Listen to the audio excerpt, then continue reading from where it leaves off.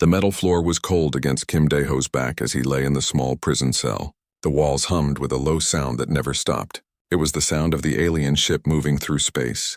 He had been listening to it for 3 days now. Dae-ho sat up and looked around his cell. The walls were smooth metal with no windows.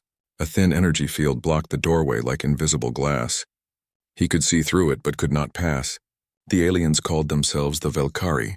They were tall purple creatures with hard shells on their skin and 4 arms each. The Velkari thought they had caught a simple human engineer during the battle at Kepler Station. They were wrong about the simple part. Dae-ho had let them capture him on purpose. It was all part of a plan that had taken years to prepare. The humans needed someone inside the Velkari Empire, someone who could learn their secrets and find their weaknesses. Dae-ho had volunteered for this dangerous mission. He stood up and began his morning exercises. Push-ups, sit-ups, stretching. The guards watched him through cameras, but they saw nothing unusual. Just a prisoner trying to stay healthy. They did not know that every movement was planned. Every action had a purpose. The Velkari were proud warriors. They had conquered many worlds with their strong ships and powerful weapons. They believed that might made right. The strongest should rule over the weaker. This thinking made them predictable. A door opened somewhere beyond his cell. Heavy footsteps echoed in the corridor. 4-armed footsteps. Someone important was coming. Commander Vexitar appeared outside the energy field. He was larger than the regular soldiers. His purple shell had silver markings that showed his high rank. His forearms moved as he studied the human prisoner. Human, the alien said. A small device on his chest changed his words into human language. You will come with me now. The energy field disappeared with a soft hum. 2 guards stepped forward. They were also tall and purple but without the silver markings. Their weapons looked like metal sticks that glowed with blue light. Dae-ho walked calmly between the guards. He memorized every detail of the corridor. The spacing of the doors, the color codes on the wall panels, the sound the floor made under different types of footsteps. All of this information would be useful later. They entered a larger room with a metal table and 2 chairs. The walls had screens showing star maps and ship information. This was an interrogation room. Commander Vexitar sat in the larger chair and pointed at the smaller one. Sit, the commander ordered. Dae-ho sat down and looked around the room with genuine interest. Your ship is very impressive, he said. The power systems must be quite advanced to run everything so smoothly. The alien commander clicked his mandibles together. This was a sign of confusion in Velkari body language. Most prisoners begged or threatened or cried. They did not make technical observations about ship design. You will answer my questions, Vexitar said. Where are the human military bases in this sector? I wish I could help you with that, Dae-ho replied honestly. But I am just an engineer. I work on power systems and structural design. I do not know much about military strategy. This was technically true. Dae-ho did work on power systems. He had spent 15 years designing some of humanity's most secret defense systems. But the Velkari did not need to know that part. What is your function on human ships? The commander asked. I make sure the power flows correctly to all systems. Dae-ho explained. I also check that the ship structure can handle the stress of space travel and combat. It is technical work. Not very exciting. Vexitar leaned forward with his 4 arms on the table. You show no fear. This is unusual for your species. Dae-ho shrugged. Fear does not help me in this situation. You will either kill me or you will not. Being afraid will not change that outcome. So why waste energy on fear? The alien commander studied him for a long moment. In Velkari culture, strength was shown through aggression or dominance. This human showed a different kind of strength. A calmness that came from accepting reality rather than fighting against it. The interrogation continued for 2 hours. Dae-ho answered every question truthfully but carefully. He provided information that was useful but not critical. Technical details about human ship design. General information about colony locations that the Velkari already knew. Nothing that would harm humanity's war effort. More importantly, he asked his own questions. About Velkari ship systems. About their military structure. About their culture and beliefs. He presented these questions as innocent curiosity from an engineer interested in alien technology. Your ships seem very durable, Dae-ho observed. Do you upgrade the systems often or do you build them to last without changes? Velkari technology has conquered 100 worlds, Vexitar replied with pride. Our ships are built to perfection from the beginning. We do not need constant improvements like weaker species. This told Deho something important. The Velkari did not regularly update their systems. They built things once and used them for decades or centuries. This meant their technology might be powerful, but it was also predictable. Old systems had known weaknesses. When the interrogation ended, guards escorted Deho back to his cell. He had learned more about the Velkari in 2 hours than human intelligence had discovered in months of war. The aliens thought they were questioning a prisoner.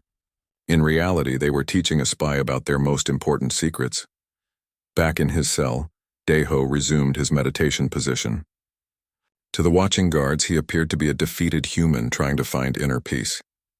They could not see that he was actually planning the next phase of his mission. The Velkari ship was heading to their home world.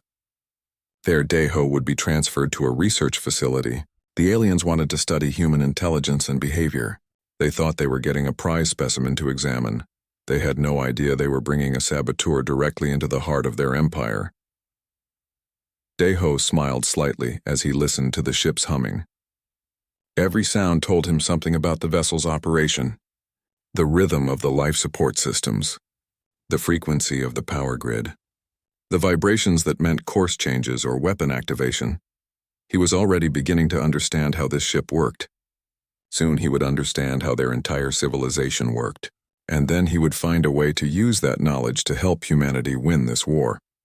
The Velkari believed that strength came from conquest and domination. They were about to learn that true strength came from knowledge, patience, and careful planning. They were about to discover why humanity had survived and thrived, despite being smaller and weaker than most alien species. They had captured what they thought was a simple engineer. In reality, they had invited their own downfall aboard their ship. The game had begun, and the Velkari did not even know they were playing.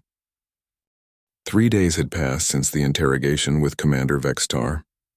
Kim Deho had settled into a routine that his guards found completely normal. He woke at the same time each day. He exercised for exactly 1 hour. He ate the gray protein paste they gave him without complaints. He spent most of his time sitting quietly with his eyes closed. The guards thought he was sleeping or meditating. They did not know he was listening. Every ship had its own sounds. The way the engines hummed when they changed speed. The rhythm of the air recycling systems. The small vibrations that meant weapons were being charged or shields were being adjusted. Deho was learning to read this ship like a book. Each sound told him something about where they were going and what the crew was doing.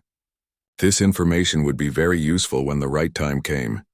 Lieutenant Coldrath was assigned to watch the human during the day shift. He was young for a Velkari, only 40 years old. Most of his people lived for 200 years or more. Coldrath had not yet lost his curiosity about the strange species they conquered. The other guards found the human boring. He did not try to escape. He did not beg for freedom. He did not threaten revenge like most prisoners did. He just sat quietly and seemed almost content with his situation. But Coldrath was puzzled by this behavior. In Velkari culture, strength meant fighting back against your enemies. Even when defeat was certain, a warrior should show defiance. This human showed something different. He showed acceptance without surrender. "Why do you not show fear?" Coldrath asked one day during a routine cell check. Deho opened his eyes and looked at the young alien. "Fear of what exactly? Of death, of pain, of being our prisoner forever." Deho smiled slightly. "Those are just possibilities that might happen in the future.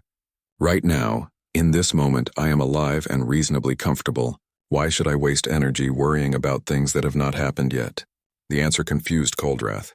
Velkari warriors prepared for battle by building up their anger and aggression. They used fear and hatred to make themselves stronger.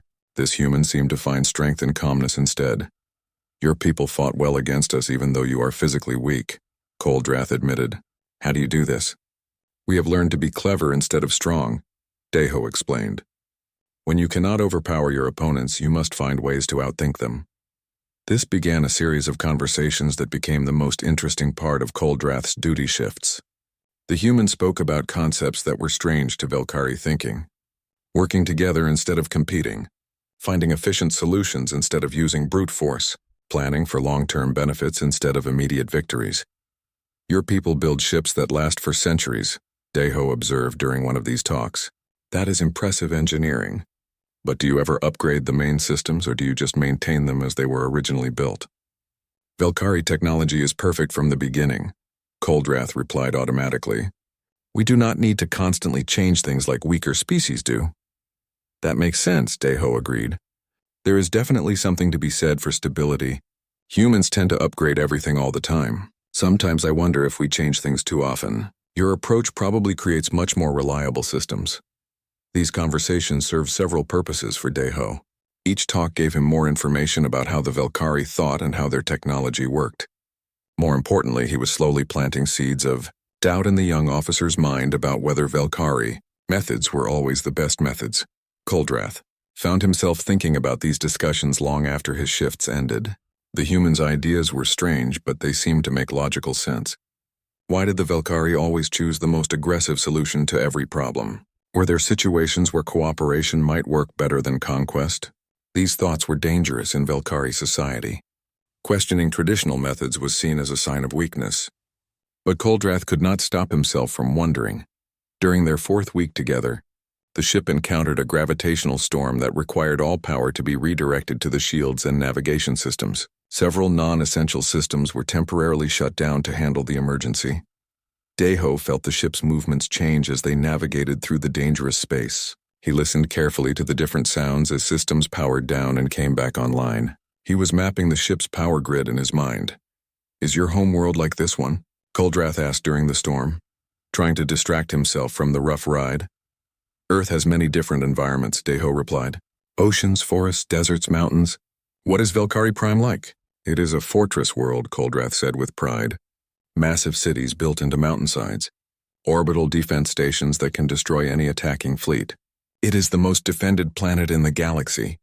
Deho nodded appreciatively. It sounds very impressive. The power requirements for that kind of defensive system must be enormous. The greatest engineers in our empire designed those defenses, Coldrath agreed. They have protected our world for 300 years. 300 years, Deho repeated thoughtfully. That is remarkable longevity for any technology. The original designers must have been truly brilliant. Coldrath felt proud hearing his world praised by someone from another species, even if that someone was technically an enemy prisoner. As the storm passed and the ship's systems returned to normal, Deho filed away everything he had learned. The conversation had given him detailed information about Velkari Prime's defenses. It had also shown him that even young Velkari officers took great pride in their technological achievements. Pride could be a weakness if used correctly. Over the following days, Deho continued his careful routine. Exercise, meals, meditation, and conversations with Coldrath. To any observer, he appeared to be a model prisoner who had accepted his fate. In reality, he was the intelligence operative gathering critical information about the enemy's most important military assets. Every detail he learned brought him closer to understanding how the Velkari Empire really worked. The ship was now only days away from Velkari Prime. Soon, Deho would be transferred to the research facility where the next phase of his mission would begin. The aliens thought they were bringing home a prize, specimen to study.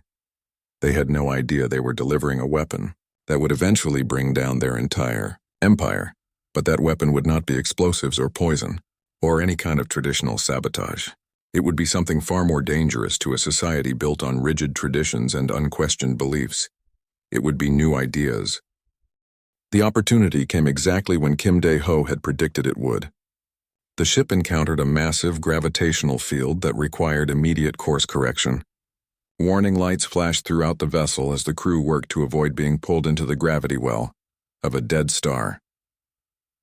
Dae-ho felt the ship shudder as the engine strained against the gravitational pull. He heard the power system cycling as energy was redirected from non-essential functions to the navigation array and structural integrity fields. Most importantly, he heard the secondary monitoring grid shut down. For the past 2 weeks, he had been carefully preparing for this moment. Using his metal food tray, he had slowly weakened a specific panel in his cell wall. The work was invisible unless someone knew exactly where to look. The weakened section was just large enough for him to access the maintenance conduits behind the wall. When the gravitational alert sounded and he felt the ship change direction, Dae-ho moved quickly. According to his calculations, he had exactly 18 minutes before the monitoring systems came back online. He pushed against the weakened wall panel, and it gave way silently. Behind it was a narrow maintenance tunnel that ran parallel to the main corridor. The space was cramped even for a human, but it provided access to the ship's critical infrastructure. Deho crawled through the tunnel system toward his first target. The primary power distribution node was located 3 levels down from his cell. It was a massive cylinder surrounded by cooling systems and safety barriers that prevented accidental contact. He was not there to destroy anything. Sabotage would be too obvious and would compromise his larger mission. Instead, he carefully installed a small device he had constructed from components taken from his cell's waste disposal unit and light fixture. The device was elegantly simple. It would create harmonic feedback in the power grid under very specific conditions. To any Velkari engineer examining the system later, the resulting power fluctuations would look like natural wear from old components operating at maximum capacity. The installation took 6 minutes. Deho then made his way to his second target, the Communication Array Control Center. This was a more dangerous location because it was closer to areas where crew members might be working. He moved carefully through the maintenance tunnels, listening for footsteps or voices that might indicate someone was nearby. The gravitational emergency had most of the crew focused on navigation and engine control, giving him the cover he needed. The communication system was more complex than the power grid. Deho had to install his second device in a location where it could intercept and modify certain types of transmissions. The work required delicate precision because any mistake would trigger security alarms. The second device was even smaller than the first. Once installed, it would allow him to subtly alter the ship's identification codes and position reports. These changes would be too small to notice immediately, but they would accumulate over time and create cascading problems in the Velkari fleet's coordination systems. With 4 minutes remaining before the monitoring grid reactivated, Deho made his way back to his cell. He carefully replaced the wall panel and resumed his meditation position. When the secondary systems came back online, they detected nothing unusual. The first test of his work came 6 hours later when the ship contacted Velkari Fleet Command with a routine status report. The communication appeared to go through normally from the crew's perspective, but Deho's device had made tiny changes to the ship's identification data and positional coordinates. These alterations would gradually spread throughout the Velkari communication network as ships exchanged information and updated their databases. Within weeks, the entire fleet would be experiencing coordination problems that appeared to be random system failures. Lieutenant Coldrath noticed that the human prisoner seemed even more relaxed than usual over the following days, but he attributed this to the routine that had developed between them. Their conversations had become something Coldrath looked forward to during his shifts. "You mentioned that humans plan for the long term," Coldrath said during one of their talks. "How long term do you mean?" Deho considered the question carefully. "Sometimes we start projects knowing that our children or even our grandchildren will be the ones to finish them. We plant trees that we will never sit under because we know future generations will benefit from the shade." "That seems inefficient," Coldrath replied. "Why not focus on benefits you can enjoy yourself?" "Because the best solutions often take time to develop properly," Deho explained. "Quick fixes usually create new problems that have to be solved later. But if you invest time and effort in doing something right the first time, you can solve multiple problems at once." Coldrath found this concept fascinating, even though he could not fully understand it. Velkari culture measured success in conquered territories and defeated enemies. The idea of working toward goals that would not be achieved in one's own lifetime was almost impossible to grasp. "Do you ever regret spending so much effort on things you might not live to see completed?" Coldrath asked. "Not at all," Deho replied. "The work itself has value regardless of whether I personally benefit from the results. Besides, the knowledge that future generations will have better lives because of what we do today makes the effort worthwhile." These conversations were having an unexpected effect on the young Velkari officer. He began to question some of the basic assumptions of his culture. Why was immediate conquest always better than long-term cooperation? Why was individual strength more important than group efficiency? Other crew members noticed that Coldrath had been asking unusual questions during briefings. Questions about alternative strategies and long-term consequences of their military actions. His superiors found these questions annoying but not dangerous enough to merit. Disciplined, they did not realize that the human prisoner was gradually converting one of their officers to a completely different way of thinking about warfare and empire building. As the ship continued toward Velkari Prime, Deho used his conversations with Koldrath to gather more information about their destination. He learned about the research facility where he would be taken. He learned about the scientists who would study him. Most importantly, he learned about the facility's connection to the planet's main computer network. The research center has access to all of our scientific databases, Koldrath mentioned during one conversation. The scientists there study every species we encounter. They try to understand what makes each race unique. That sounds like fascinating work, Deho replied. I imagine they must have accumulated an incredible amount of knowledge over the years. The greatest minds in our empire work there, Koldrath agreed. They have solved many problems that our military engineers could not handle. This information was exactly what Deho had been hoping to hear. The research facility was not just a prison where aliens were studied. It was a major center of Velkari scientific knowledge with direct access to their most important databases. Once he gained access to those systems, he would be able to complete his mission in ways the Velkari could never imagine. They thought they were bringing home a specimen to examine. In reality, they were delivering a virus directly into the brain of their civilization. The research facility on Velkari Prime was unlike anything Kim Deho had expected. Instead of a traditional prison, it was a sprawling complex built into the side of a mountain. The laboratories and holding areas extended deep underground, connected by corridors carved from solid rock. Dr. Nexavara was the chief scientist in charge of xenobiology studies. She had been examining alien species for over 60 years and had developed a reputation for understanding how different minds worked. When the latest shipment of test subjects arrived, she paid special attention to the human who had been flagged for individual study. Deho's new accommodations were significantly better than his ship cell. The room was larger and had an observation window, basic furniture, and even primitive entertainment systems. Most importantly for his purposes, it was connected to the facility's main computer network for monitoring and data collection. This network connection was exactly what he had been hoping for. Dr. Nexavara began her evaluation the next morning. Unlike the military interrogation on the ship, this session focused on understanding how the human mind approached problems. The Velkari wanted to learn what made humans so adaptable and innovative. Solve this puzzle, the doctor instructed, placing a complex mechanical device on the table between them. Deho examined the object carefully. It appeared to be some kind of lock with multiple rotating segments that needed to be aligned correctly. Most species either tried to solve it through random trial and error, or gave up when the obvious approaches failed. Instead of immediately manipulating the device, Deho spent several minutes observing it without touching anything. He noticed wear patterns on different segments, slight variations in the metal composition between parts, and the acoustic properties when he tapped various surfaces. Interesting design, he commented. The central mechanism appears to be based on harmonic resonance rather than purely mechanical alignment. Dr. Nexavara's attention sharpened immediately. Most test subjects focused on the visible moving parts.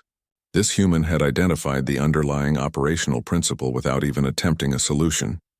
Deho continued his analysis, explaining his reasoning as he worked. He identified 3 different approaches to solving the puzzle and pointed out a potential design flaw that could allow unauthorized access under certain conditions.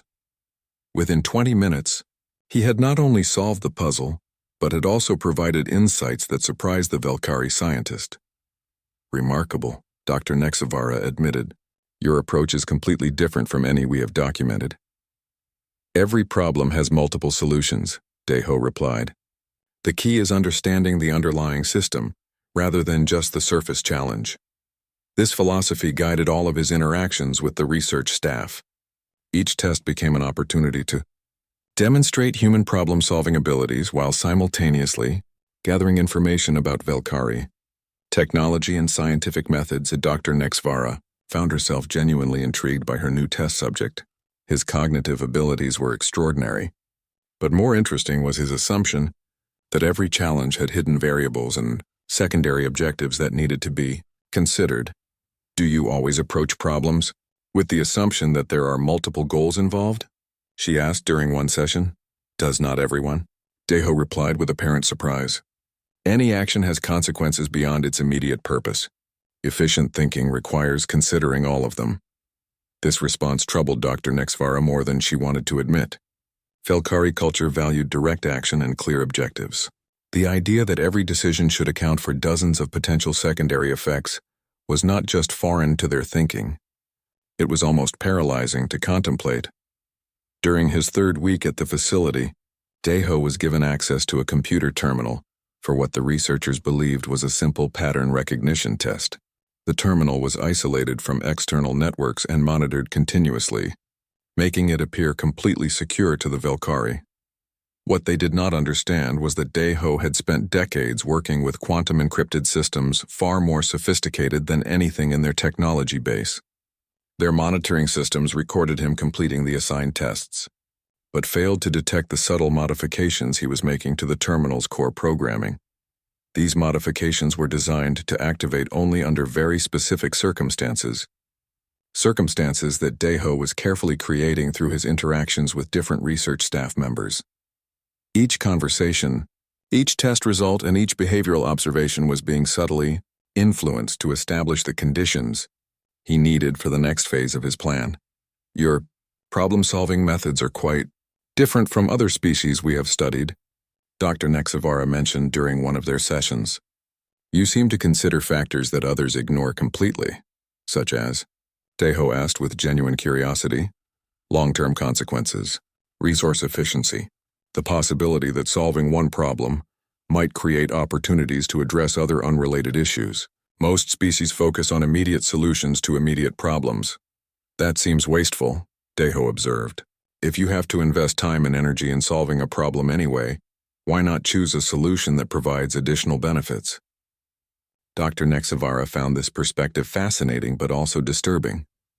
The human made it sound so logical, but implementing such thinking would require completely restructuring how the Velkari approached everything, from military strategy to scientific research. Over the following weeks, word of the remarkable human test subject spread throughout the facility. Other researchers began requesting his participation in their projects. His insights into efficiency and systematic thinking were helping them solve problems that had puzzled Velkari scientists for years. Deho used each new project as an opportunity to learn more about different aspects of Velkari technology and society. He discovered their strengths and weaknesses. He identified the gaps in their knowledge and the blind spots in their thinking. Most importantly, he began to understand the psychological foundations of their entire civilization. The Velkari had built their empire on the belief that superior force was the solution to every problem. This belief had served them well when conquering less advanced species, but it had also created limitations in their ability to adapt and innovate. They were powerful, but inflexible. Strong but predictable. Exactly the kind of enemy that human intelligence had learned to defeat through patience and careful planning. After 2 months at the facility, Deho had achieved something remarkable. He had become indispensable to the research staff. His unique insights were being incorporated into multiple projects, and his problem-solving methods were being studied as examples of advanced cognitive techniques. The Velkari believed they were learning from their human prisoner. In reality, they were being taught to think in ways that would ultimately undermine the foundations of their own empire. Dr. Nexvara began to suspect that studying humans was having unintended consequences. When she noticed changes in her own thinking patterns, she found herself questioning traditional Velkari approaches and considering alternative solutions that emphasized efficiency over force. When she mentioned these concerns to Deho during one of their sessions, he responded with apparent confusion. I thought the point of studying other species was to learn from them, he said innocently. Would it not be natural for some of our approaches to prove useful to you? The logic was perfectly reasonable, but Dr. Nexvara could not shake the feeling that something more complex was happening. The human's influence seemed disproportionate to his apparent situation as a prisoner and research subject. She was right to be concerned. Deho was not just a test subject being studied by Velkari scientists. He was a teacher who was gradually converting his captors to a completely different way of understanding the universe. 3 months into his stay at the research facility, Kim Dae-ho had accomplished something that should have been impossible for a prisoner. He had become essential to the daily operations of one of the Velkari Empire's most important scientific installations. Dr. Nexvara's reports consistently praised his unique problem-solving abilities. Other researchers requested his input on their projects. Even the facility's engineering staff had begun consulting him about technical problems that traditional Velkari methods could not solve. This elevated status came with privileges that no prisoner had ever received before: supervised access to the facility's technical library, participation in theoretical discussions about advanced engineering problems. Most importantly, direct involvement in projects that affected the planet's critical infrastructure. The opportunity Dae-ho had been waiting for came when 3 senior Velkari scientists approached him with a problem that was threatening their planetary defense grid. The massive energy shields that protected Velkari Prime were experiencing efficiency problems that their best engineers could not resolve.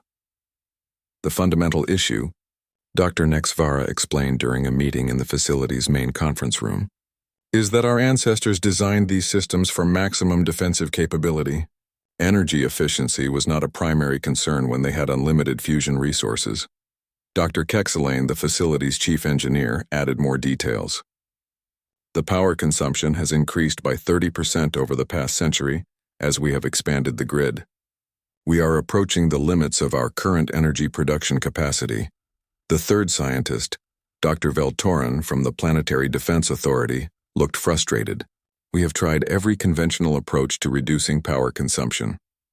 Nothing has worked without significantly weakening our defensive capabilities.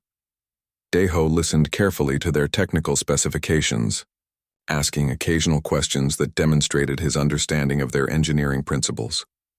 The Velkari had built an impressive system, but it was based on design philosophies that prioritized raw power over efficiency. Have you considered implementing cascading power distribution with harmonic feedback loops? He suggested after reviewing their data. It is a technique we developed for human defense systems. It can reduce energy consumption by up to 40%, while actually improving overall system performance. The 3 Velkari scientists exchanged glances. This was exactly the kind of breakthrough they had been hoping for. The human suggestion was technically sound and addressed all of their major concerns.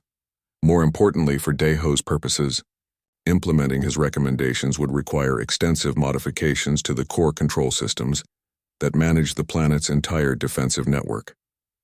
Over the following weeks, Dae-ho found himself working directly with teams of Velkari engineers to design and implement his proposed improvements. The work was conducted under strict security protocols, but it gave him detailed knowledge of their most critical infrastructure. Each modification he suggested genuinely improved the Velkari systems. Energy efficiency increased dramatically. System reliability improved. Response times for threat detection and shield activation became faster than ever before. The Velkari were delighted with these improvements. Their own testing confirmed that every change performed exactly as promised. What they did not realize was that each improvement also incorporated subtle vulnerabilities that would only become apparent under very specific circumstances. These hidden weaknesses were buried deep in the system architecture. They would remain completely undetectable during normal operations or standard security scans. They could only be activated by someone who knew the precise harmonic frequencies and timing sequences that Dae-ho had built into the modified control systems. Meanwhile, the devices he had installed on the prison ship months earlier were continuing their work throughout the Velkari fleet. The communication interference had spread like a virus as ships exchanged data and updated their navigation systems. What had started as minor coordination problems was becoming a systematic degradation of the Empire's military effectiveness. Fleet commanders were reporting increasing difficulties with tactical coordination. Supply lines were experiencing delays due to navigation errors. Even routine patrols were becoming less efficient as ships struggled with unreliable communication systems. Lieutenant Coldrath, now serving aboard a different vessel, found himself dealing with these problems on a daily basis. But the conversations he had shared with the human prisoner had given him a different perspective on finding solutions. Instead of simply requesting more resources or backup systems like other officers, Coldreth began proposing strategies that emphasized flexibility and adaptive planning.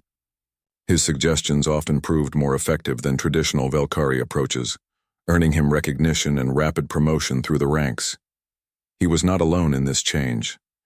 Throughout the Velkari military, officers who had encountered human prisoners were beginning to question conventional tactics. The humans' emphasis on efficiency and long-term planning was spreading through the rigid hierarchy of Velkari command like an intellectual infection. Dr. Nexvara observed these changes in Velkari society with growing concern. Her research into human cognitive patterns had revealed something disturbing. Humans did not just solve problems differently than other species. They unconsciously influenced the thinking patterns of anyone who spent significant time interacting with them. I am beginning to suspect that studying humans may have unintended consequences, she confided to Deho during one of their regular sessions. In what way? He asked with apparent innocence. Your approaches to problem solving are affecting how our people think about challenges in general. Officers who have interrogated human prisoners are implementing strategies that are completely unlike traditional Velkari methods. Deho looked puzzled. Is that necessarily a bad thing? I thought the purpose of studying other species was to learn from their unique capabilities. Yes, but the changes seem to be spreading beyond the individuals who have direct contact with humans. It is as if your way of thinking is somehow contagious. That is an interesting observation, Deho replied thoughtfully. In human psychology, we call that social learning. When people see that new approaches are more effective than old ones, they naturally begin adopting those approaches themselves. It is how societies evolve and improve over time.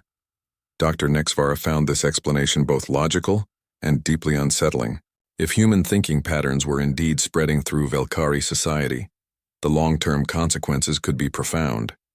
She was more right than she realized. Across the empire, Velkari commanders were gradually abandoning the aggressive, direct approaches that had built their civilization. They were embracing strategies that favored cooperation over conquest, efficiency over brute force, and long-term planning over immediate dominance. The changes were subtle but persistent. Individual officers making different tactical decisions, research teams adopting more systematic approaches to problem-solving, even civilian administrators beginning to question whether traditional methods were always the most effective options. Deho observed these developments with quiet satisfaction. His mission was proceeding exactly as planned. The Velkari had captured what they thought was a valuable prisoner to study. In reality, they had invited a teacher who was gradually converting their entire civilization to a completely different way of understanding the universe. The most beautiful aspect of the plan was its invisibility. Every change appeared to be a natural improvement to Velkari capabilities. Every new strategy seemed to be an organic evolution of their existing methods. The aliens could not see that they were being systematically transformed from within. As winter approached on Velkari Prime, Deho began preparing for the final phase of his mission. All the pieces were now in place. The communication networks were compromised. The planetary defenses had been subtly modified. Most importantly, Velkari thinking was gradually shifting toward approaches that would favor human advantages in any future conflict. Soon it would be time to reveal the truth about what had really happened when the Velkari thought they had captured a simple human engineer. The emergency call came on a cold morning when thick clouds covered the mountains around the research facility. Admiral Hextran himself was requesting immediate consultation with the human research subject about critical fleet communication failures that were spreading throughout the Empire. Dr. Nexvara felt both proud and worried as she escorted Kim Deho to the secure conference room, where some of the Velkari's highest-ranking military officers waited. No prisoner had ever been granted an audience with such important commanders before. Admiral Hextran was massive even by Velkari standards. His chitinous plates bore the scars of countless battles, and his 4 arms moved with the precise confidence of a lifetime military leader. He studied Deho with the calculating gaze of a predator evaluating potentially dangerous prey. Human, the Admiral began without ceremony, your insights into complex systems have proven valuable to our research staff. We now face technical difficulties that our conventional approaches have failed to resolve. Deho listened carefully, As the Velkari officers described the cascading communication failures, navigation errors, and coordination problems that were plaguing their fleet operations. Their best technical staff had been unable to identify the root cause, and the problem seemed to be getting worse with each passing week. "Fascinating," Deho said when they finished their briefing. "The symptoms you describe suggest systematic, resonance failure rather than random equipment breakdowns. In human engineering, we have learned that complex networks can develop unstable feedback loops that appear random, but actually follow predictable patterns." He spent the next hour walking them through diagnostic procedures that could help identify the source of their problems. His suggestions demonstrated genuine expertise in large-scale system integration and network theory. What the Velkari officers did not realize was that Deho was describing the exact mechanisms he had set in motion during his imprisonment on the ship months earlier. Each diagnostic test he recommended would provide him with confirmation that his sabotage was proceeding exactly as planned. "Admiral," Deho said after reviewing their preliminary data, "I believe I can help you resolve these issues completely. However, I will need direct access to your command systems to implement the necessary corrections." The request was audacious beyond belief. No alien prisoner had ever been granted access to critical Velkari military infrastructure, but the Empire's communication problems were becoming desperate, and every conventional solution had failed. After hours of intense debate and security consultations, Admiral Hextran made the decision to grant limited access under maximum supervision. The human would be allowed to work on their systems, but every action would be monitored and verified by their most trusted engineers. Deho accepted these conditions gracefully and began implementing what appeared to be systematic repairs to the Velkari communication network. His modifications were technically elegant and seemed to address their core problems effectively. Initial tests showed immediate improvements in system stability and communication clarity. However, these repairs also served to complete the network of hidden vulnerabilities that Deho had been building throughout his entire imprisonment. Each fix included activation protocols that could be triggered by specific signal sequences that only he knew. As he worked, Deho maintained casual conversation with the Velkari engineers around him. He continued to share insights about human approaches to managing complex systems, emphasizing the importance of understanding interconnections and long-term consequences. Dr. Nexvara watched these interactions with growing unease. The human's influence on Velkari thinking was becoming more pronounced with each passing day. She was beginning to suspect that their prisoner was far more dangerous than anyone had realized. Her suspicions were confirmed when she discovered irregularities in the communication logs from the original prison ship. The discrepancies were subtle, but they suggested that Kim Deho might not be the simple engineer his records indicated. When she brought these findings to Admiral Hextran, the response was swift and decisive. Deho was immediately detained and subjected to intensive interrogation using the Velkari's most advanced techniques. Under extreme pressure, Deho finally revealed the complete truth. He was not a captured prisoner, but a volunteer operative who had infiltrated Velkari space as part of a comprehensive human intelligence operation. Everything from his initial capture to his placement in the research facility had been carefully planned and executed. The modifications he had made to their systems were not repairs at all. They were the final components of a sabotage network that now extended throughout the Velkari Empire. With a simple sequence of transmissions, he could disable their communication grid, disrupt their planetary defenses, and leave their entire fleet blind and vulnerable. "Why reveal this now?" Admiral Hexadron demanded. "You could have maintained your deception indefinitely." Deho smiled, despite the restraints holding him to the interrogation chair. "Because destroying your empire was never the real objective. The purpose was transformation, and that mission has already succeeded." He was absolutely correct. Throughout their empire, Velkari commanders were implementing strategies that emphasized coordination over dominance, long-term planning over immediate conquest, and efficient cooperation over brute force competition. The rigid military hierarchy that had built their empire was being replaced by more flexible and adaptive approaches to governance and warfare. "The network I built could cripple your civilization," Deho continued calmly. "But that would be wasteful and ultimately counterproductive. We wanted to change how you think, not destroy what you had built, and we have succeeded beyond our most optimistic projections. In the months that followed Deho's revelation, the Velkari Empire underwent a fundamental transformation. The threat of systematic sabotage forced them to adopt new approaches to fleet management and planetary defense, approaches that happened to favor cooperation and mutual benefit over conquest and domination.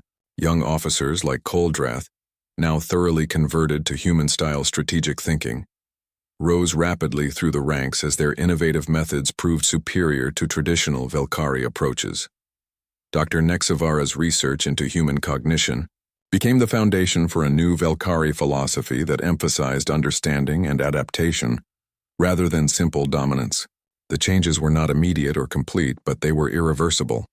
The empire that had once expanded through superior military force gradually evolved into a confederation that grew through alliance, trade, and mutual cooperation.